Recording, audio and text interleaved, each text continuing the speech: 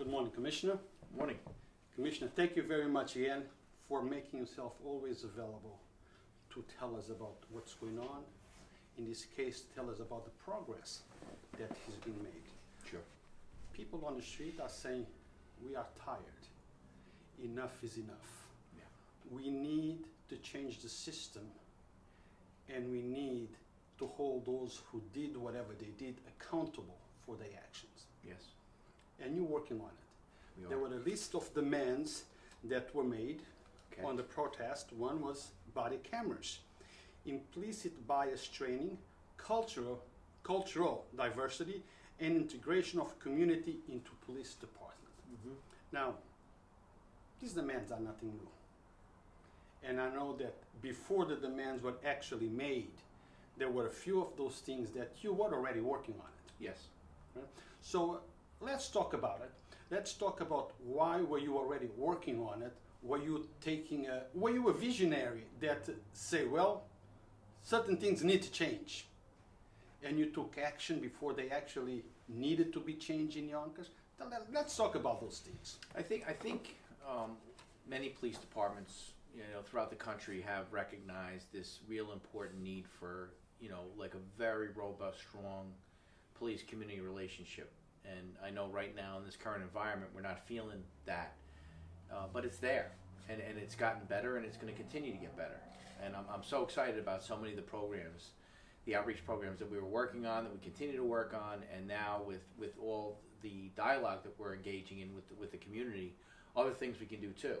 So it's a very exciting time, and there's a lot of promise here, and there's a lot of things that I think we're going to see in the next year or so, and sooner than that, certainly in certain instances, based on those identified points that were provided. But in general, listen, we like I always like to say, as far as community outreach, we are trying to put together, and we have put together a very comprehensive slate of community outreach programs. Like, for example, some of my favorites I talk about all the time: the Yonkers Force, which is the football team that one of the two football teams that Mayor Spano and Superintendent Gazzada put together, that kind of gave us this gift where we could... Commissioner, I hate to interrupt you, but with these live streams and Facebook, technology does not always works the way we expect it to be. Okay. We have a little bit of a sound problem. Let Okay. me just... Okay.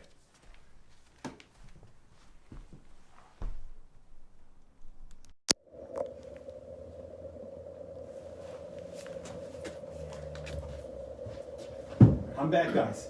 Please let me know how is the sound at this time, so we can continue. Let's go. Okay.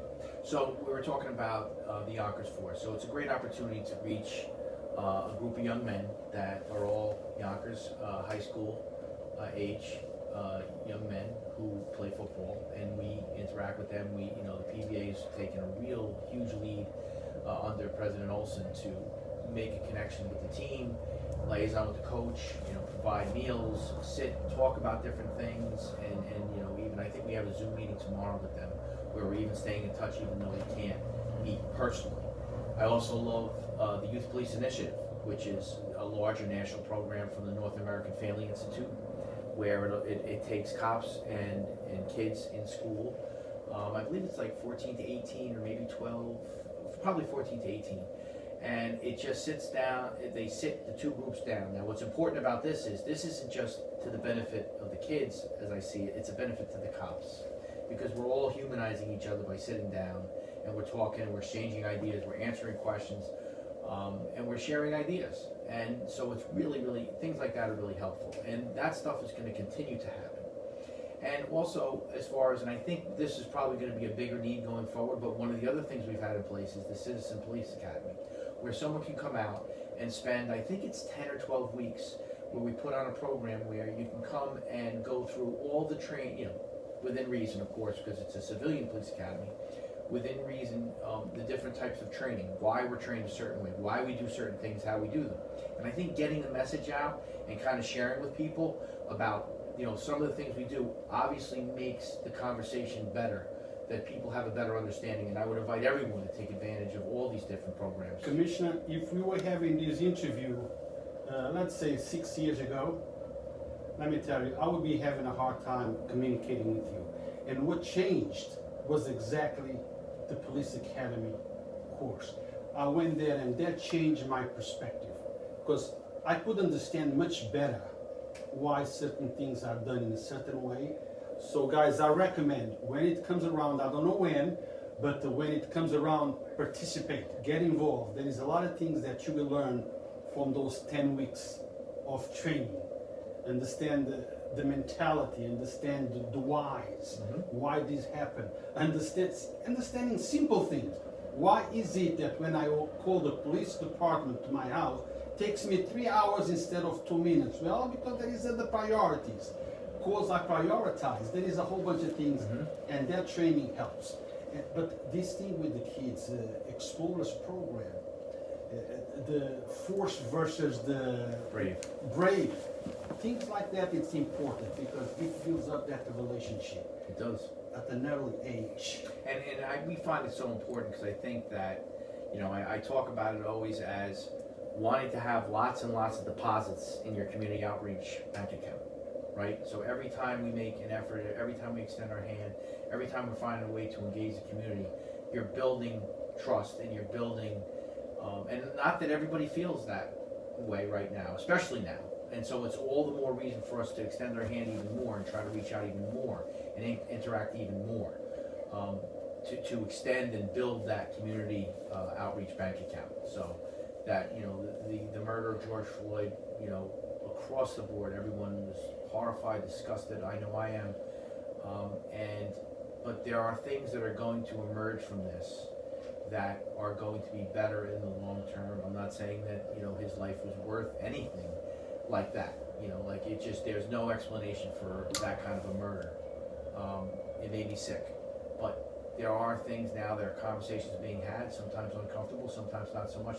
Like you said, for the civilian police academy or citizen police academy, I would ask everybody, this is my plea to you. If you're interested in how we do business, give us a chance and go to the Citizens Police Academy and see what you think. You can always walk away after it and say, well, I didn't learn anything and I'm not happy with them, no matter what the cops do, and that's fine.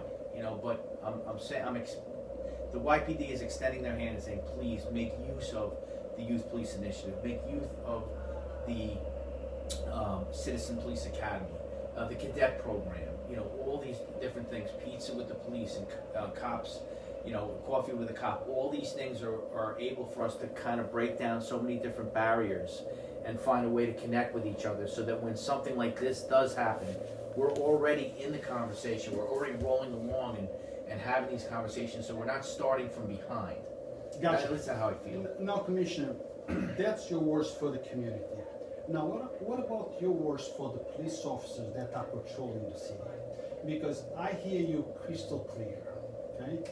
And I always tell you in every interview we made about those words that you always say when we have a police event, promotions or everything.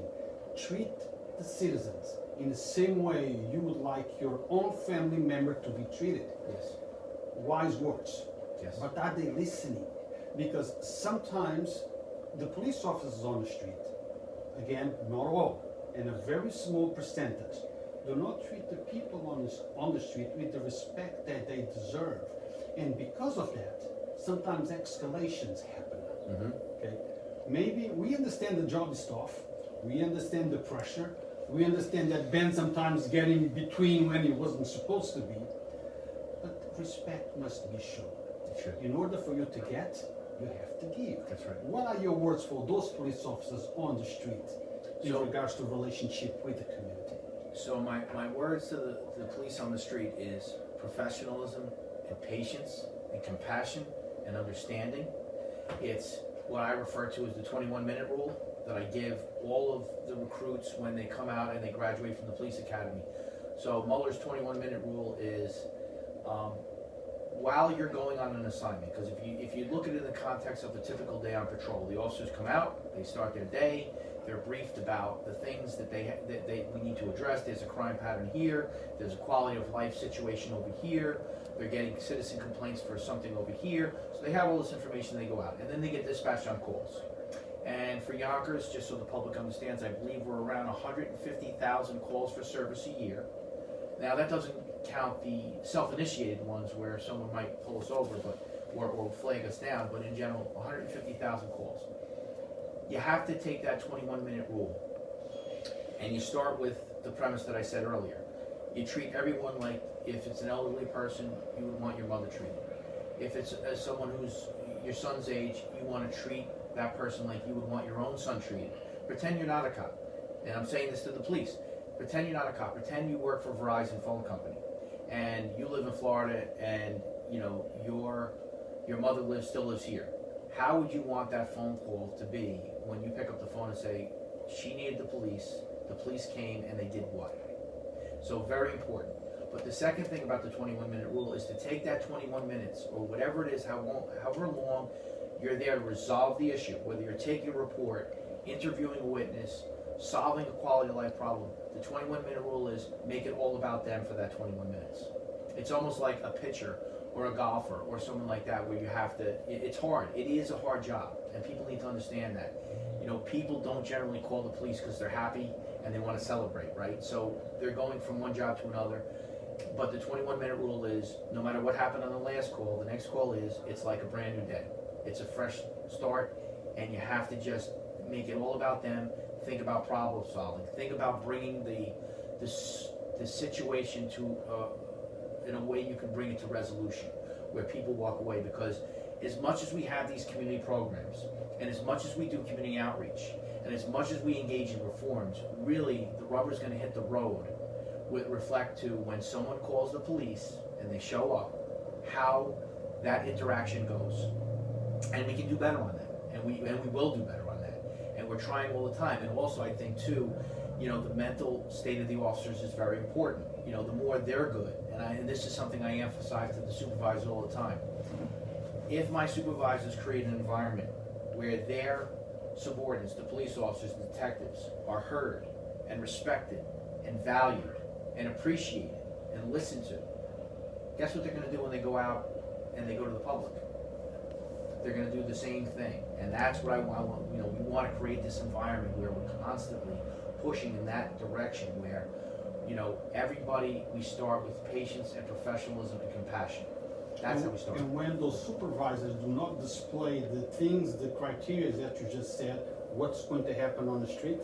Well, yeah, that's a great point. Then I think that when the police officers and detectives leave, or it could even be a supervisor who has another supervisor as a boss, they're going to transmit that, and they're going to project that on the public. So if the police officers in the precinct are not appreciated and welcomed and received and listened to, I think that can also happen in the public. So we have to start inside the precinct before they leave.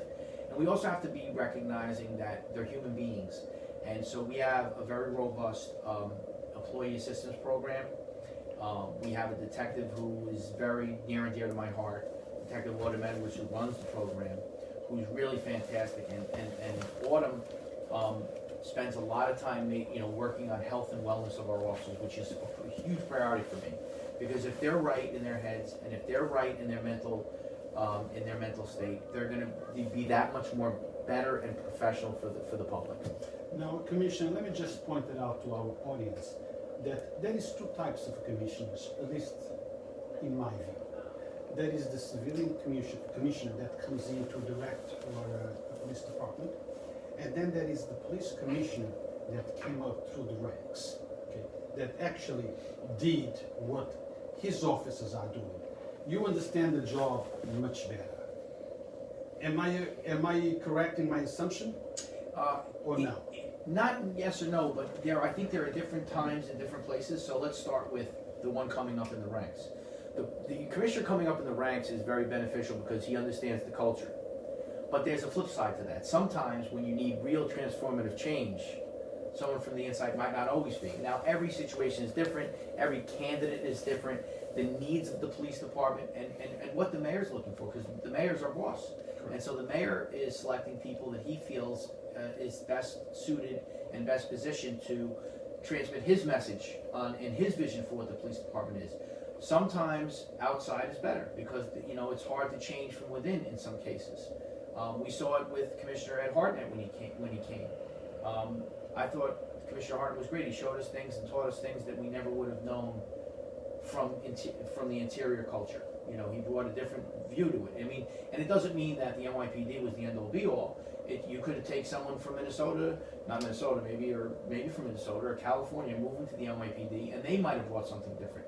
There is something to be said from someone looking at it from a different standpoint. I agree, we can all bring ingredients, but I'm talking for the, my point was, you've been here for a long time, and you have seen the police department that you today lead being led by different commissioners. Yes.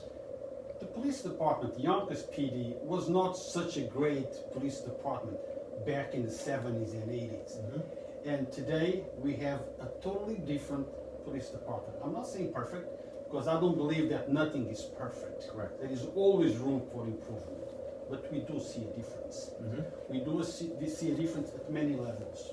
Your officers today, very young guys, with a different mindset. Yes. Okay? Probably many of them went to school with the people of their own community that they serve. Mm-hmm. So that is a different relationship, like the stop and shake, build a relationship. Well, that relationship is already built in it because they came from the same culture, same age group. Mm-hmm. How happy are you with the current system versus the old system where police officers were really not part of the community? Oh, it's night and day. It's night and day. I'm so much more happy with this format because this format, again, I think a lot of times one of the most basic, fundamental ways to connect with people is to really try to get to know them. And it's interesting. So just to give you a little bit of a history lesson about policing and about how we went away from the foot post format of where everyone knew the cop on the beat to the cops in the police cars. This was a result of widespread corruption in police departments where it was viewed that the foot post police officer got too close to the community and then they would take bribes, I'm not saying it was, or free meals and things like this, and they didn't want that. So they thought, in particular in out west in the LAPD, they wanted to go more to a militaristic thing where the cops they responded, they helped you, but you didn't have this close connection. Obviously, that's not what I want, and it's not what most colleagues of mine want. I would say probably nearly none would like. I think our way is much better getting to know people because like I say all the time, bad things are going to happen. We're human beings. There will be more active shooters. Unfortunately, there will be more cases of police brutality. There will be more, sex abuse scandals. All these horrible things that happen in the world that cause us all so much pain collectively are going to happen again. The question is, what have we done to mitigate it and draw it down as low as we can as human beings and being imperfect? And the second thing is,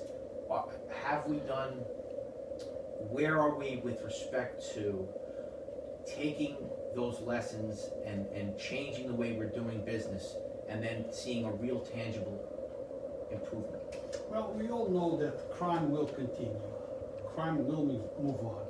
The thing is, what will we do when that happens?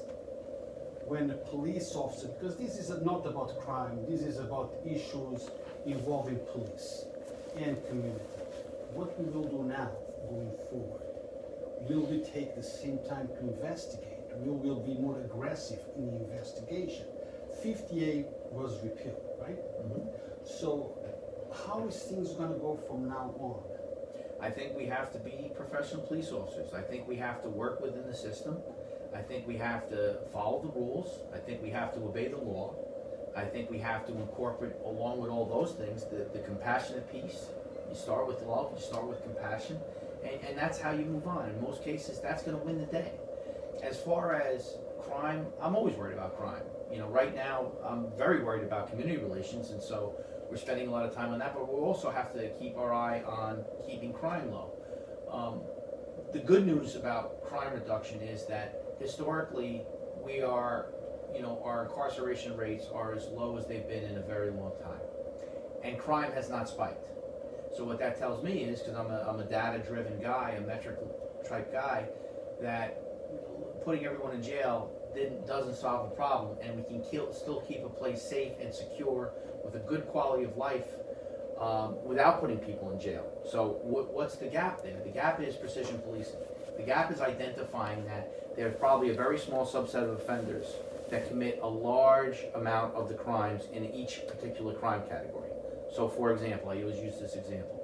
If I have a larceny from auto pattern going up and down Warburton Avenue, and let's say it's a bad month where there's 30 in the 4th precinct, it's not 30 guys all taking a turn one night and doing one each. One guy's doing 20 and the other guy's doing 10. And I can show you that based on previous arrests, where people have been arrested, drug involvement, that usually fuels these type of things, and we can focus on those top offenders. So what does that do for the rest of the community? We don't have to stop everybody.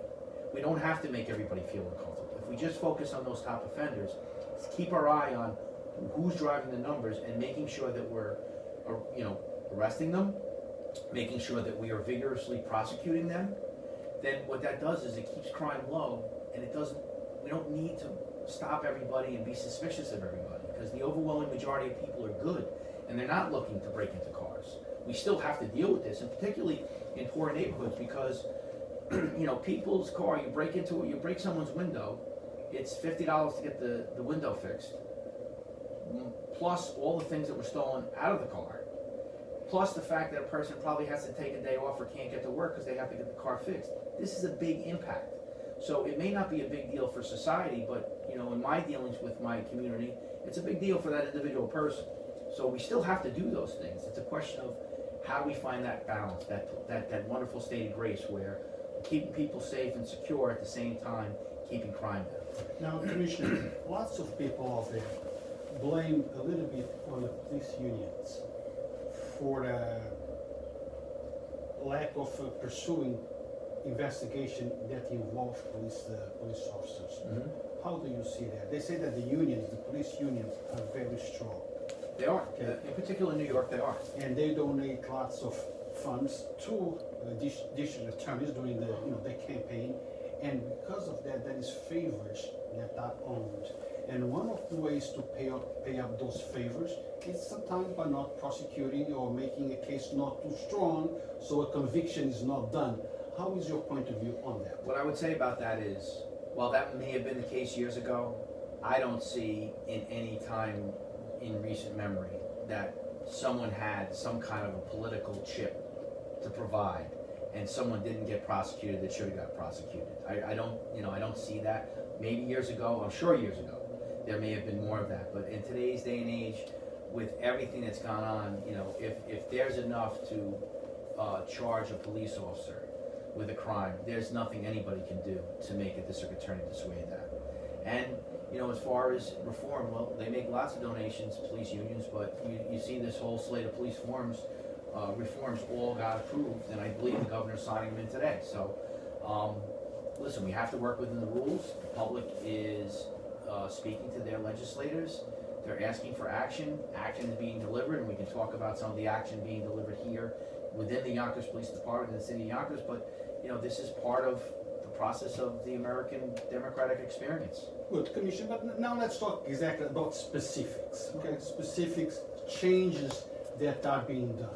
And let's talk about those changes that are new and the changes that people are presuming to be new, the changes that are being done. Mm-hmm. And when can we expect to see those changes? Because we have to be realistic. Things don't happen overnight. I appreciate that, because it is hard. And so let's start with the 4 points. The first point was body cameras.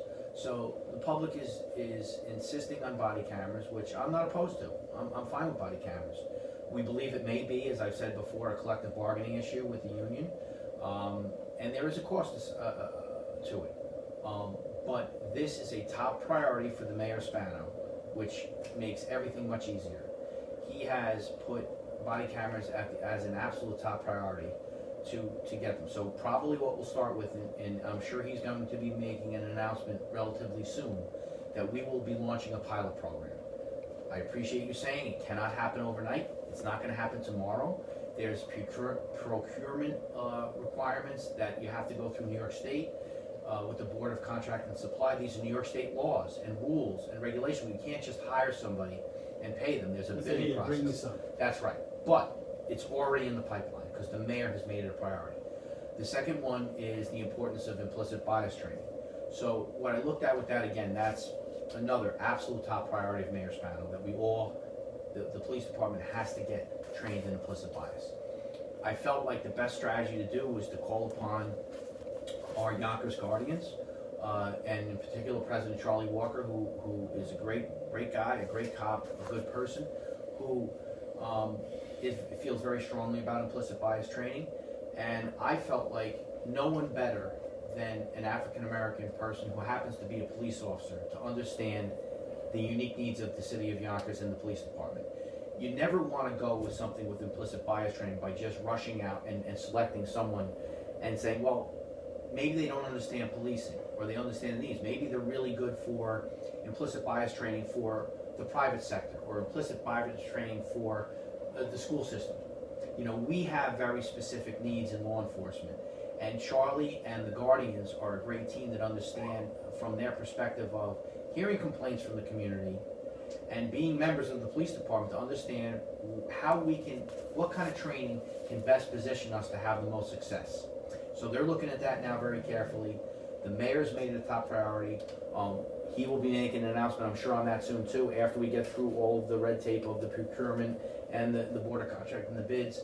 And then we're going to roll out, the entire department is going to be trained in implicit bias as soon as we possibly can. We're gonna get the right vendor, a vendor who understands law enforcement, a vendor who is listening to the needs of the YPD, and so they can tailor it where you know, we want to get the most value out of it. And it's not going to stop there. We're not going to just do the implicit bias training, check the box and pat ourselves on the back. We're going to revisit this as much as we can, because I think that I think the cops and the supervisors and the YPD are doing a great job. Are they perfect? Am I perfect? Absolutely not. But I think we were already in a good position, and this is only going to put us in a much better position. Not just for the community, but for the relationship of the cops and the community. Like, the truth is, I think people understand, like, it can't be fun for the cops to drive around all day and be hated and be distrusted and be, you know, things like that. So We need to trust our police department. there's a way, but so I think my message to the police department and my message to the officers is, the implicit bias training is going to make all of our jobs easier, because anytime you understand something and you understand the why of something, and I think that's the very nature of what implicit bias training is about, you're better able to handle the situation. So when you're better able to handle the situation, what happens then? It's an easier time.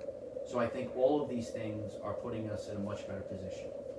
Now, what about integration, well, cultural diversity, integration of community into police department? So- what does that actually mean? Because a lot of people hear these words, but what do they mean? What is it? So you're right. I don't think you look in Webster's dictionary and say I found, you know, it means something different. So what does it mean to me? Yes. What it means to me is this. We have needs that we need to balance with the community. And I'll give you an example.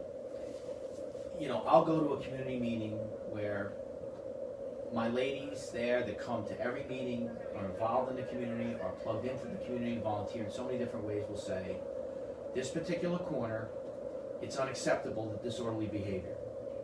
There's guys out there throwing dice, they're smoking marijuana while kids are trying to get on the bus in the morning to go to school, and it's unacceptable, and you need to do something about it. So then I call the cops, and I send the cops down and say, you gotta clean the corner, and that's where the friction comes.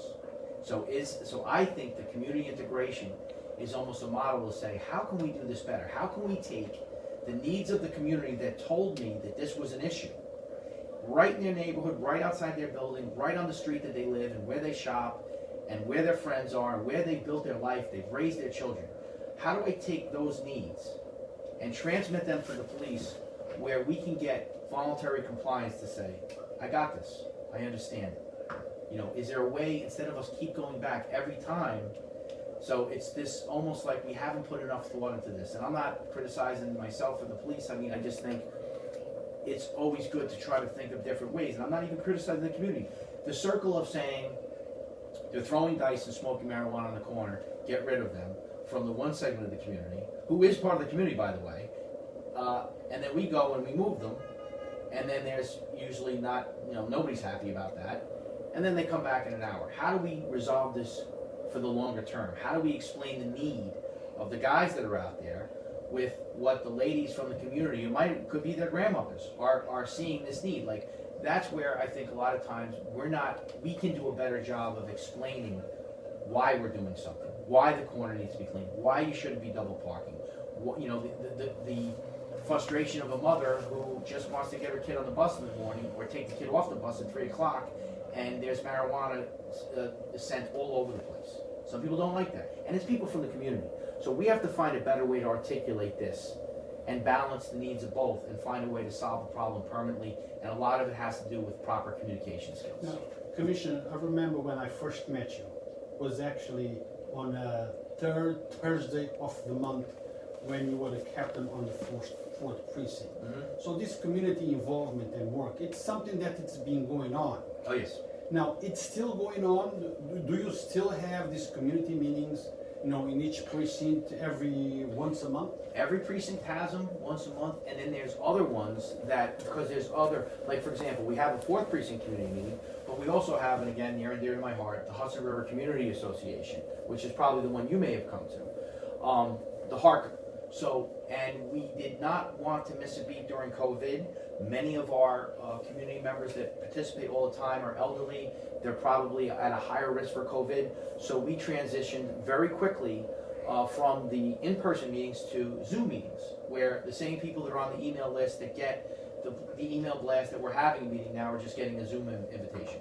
So perhaps your police department should advertise, maybe that's a bad word, but notify the people, because we get a lot of notices. Oh, I never heard about it. Because sometimes I get a notice for the 3rd precinct or the 4th precinct that is something this week.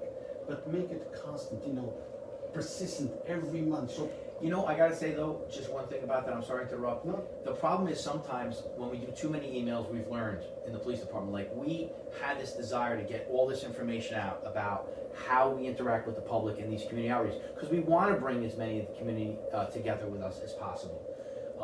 I think one of the successes that we've had is because there's been so much effort doing that. But sometimes when you put too many emails out, you almost go email blind and you go email deaf. So what I would say is this: one of the easiest ways to know when the meetings are is it's on the Yonkers Police Facebook page, or I'm sorry, the Yonkers Police website.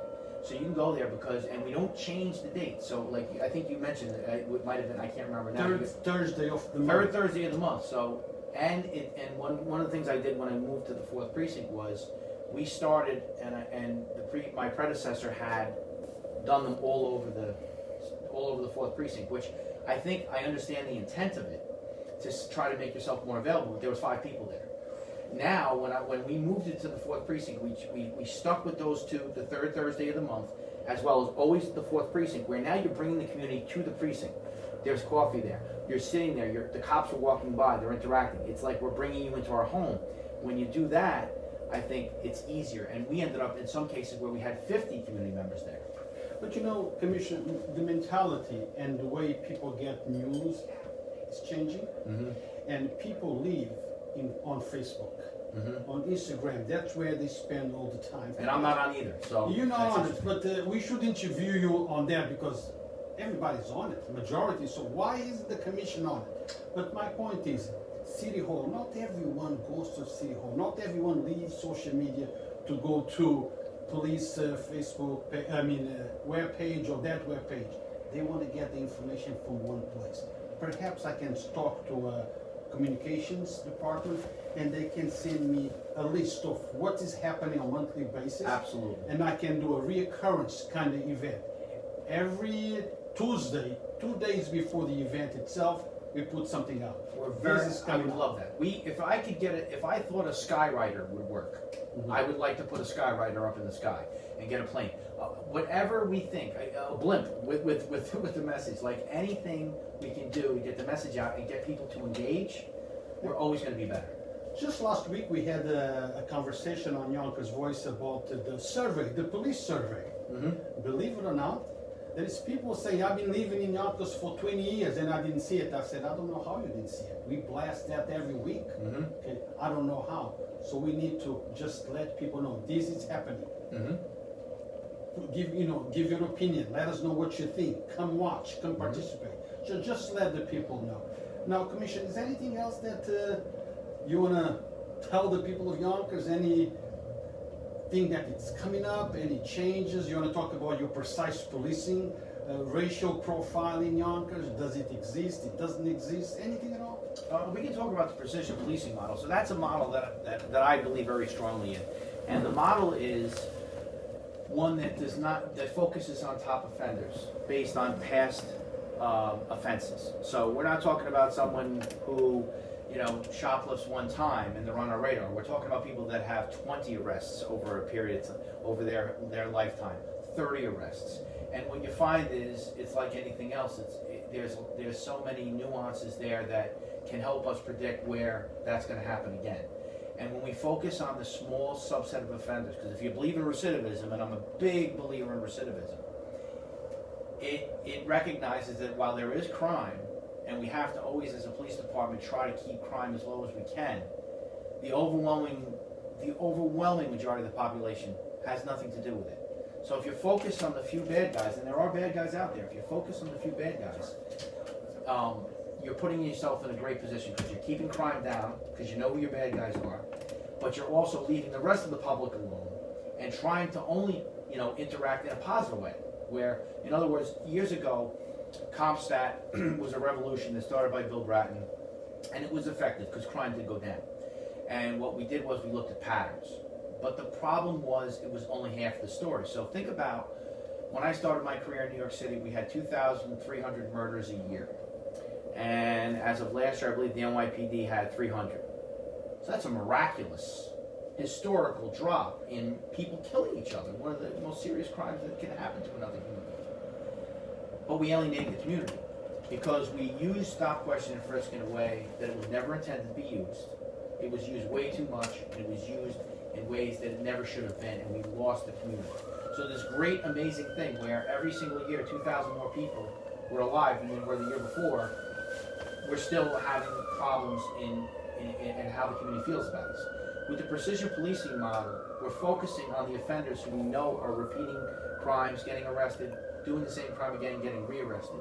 And it was one of the reforms in bail reform that got overturned, where because we have people that, unfortunately, and again, it's mental illness, it's drug addiction, it's all these different things. If they're arrested on a Monday and released, we can relatively easily predict if we're going to arrest them again on Tuesday and Wednesday if we're paying attention for the exact same crime. I can show it to you. Some people may disagree with it, but I can show you the data, I can show you the metrics and its effect. The main thing about it is it reconciles with the rest of the community because we're not stopping anyone else where we used to with the old CompStat model. So I think this iteration of how we're doing crime is taking into consideration the feelings of the community, not to alienate, not to make them feel like this is an occupied war zone, that people can mostly go along and live their life however they want. On that note, we conclude this interview. Thank you, Mr. Commissioner. Thank you, John Mueller. And thank you to the Yonkers Police Department. Until next time.